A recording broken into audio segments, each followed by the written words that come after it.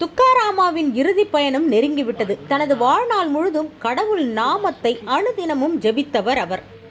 1650ஆம் ஆண்டு துக்காராமாவின் 51ஆம் வயதில் அவரை விஷ்ணு பகவான் தனது இருப்பிடமான வைகுண்டத்திற்கு அழைத்து செல்ல தனது சொந்த தேர் மற்றும் பணியாளர்களை பூலோகத்திற்கு அனுப்பி வைத்தார். துக்காராமா வைகுண்டத்திற்கு செல்லும் முன் அவர் நம் அனைவருக்கும் சொல்லும் அறிவுரைகள் என்னவென்றால், எவரொருவர் அரியின் கதைகளை கேட்கிறாரோ அவரின் பாவங்கள் அனைத்தும் எரிந்து சாம்பலாகி தூய்மை அடைவர் என்று கூறுகிறார். குடும்ப பொறுப்புகளை மனிதன் சுமந்தாலும் பாண்டுரங்கனை மறவாதீர்கள் என்றார். பந்தலூர் இந்த பூமியில் உள்ள வைகுண்டம். அங்கு சென்று இறைவனை வணங்குங்கள், இது என் அனுபவம் என்றும் கூறினார்.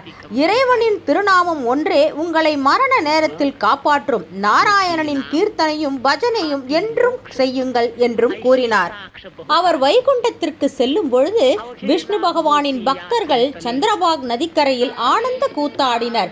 என்ன ஒரு அற்புதமான காட்சி அது! அனைவரும் ஆத்திரம், ஆணவம் அவரவரின் கால்களின் கீழே போட்டு மிதித்து ஒருவருக்கொருவர் சாஷ்டாங்கமாக விழுந்து வணங்கி ஒருவர் மற்றவரை மதித்து நடந்தனர்.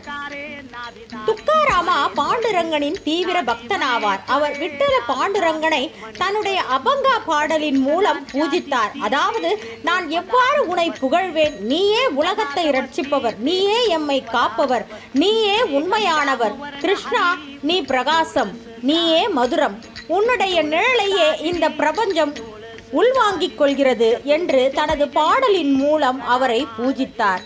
அவர்கள் அனைவரும் கோபி சந்தன நாமத்தை நெற்றியில் தரித்து கழுத்தில் மணி மாலைகளையும் துளசி மாலைகளையும் அணிந்து ஆரவாரத்தோடு மேலதாள வாத்தியங்கள் முழங்க எங்கும் காணாத மகிழ்ச்சி வெள்ளத்துடன் புஷ்ப மழை பொழிந்த போது நடந்து சென்றனர். அவர்கள் அனைவரும் மனிதர்களுக்கு மத்தியில் உள்ள பிரிவினைகள், பொய்யான பெருமைகளான ஜாதி, மதம், இனம் அனைத்தும் மறந்து ஒருவருக்கொருவர் மதித்து நடந்தனர். விஷ்ணு பகவானின் பக்தர்களான அவர்களின் மனங்கள் தூய்மையானதாகவும் மிருதுவாக புதிதாக கடைந்த வெண்ணெய் போன்றும் கற்பாறைகள் போன்றிருந்த அவர்களின் இதயங்களும் கரையத் தொடங்கின.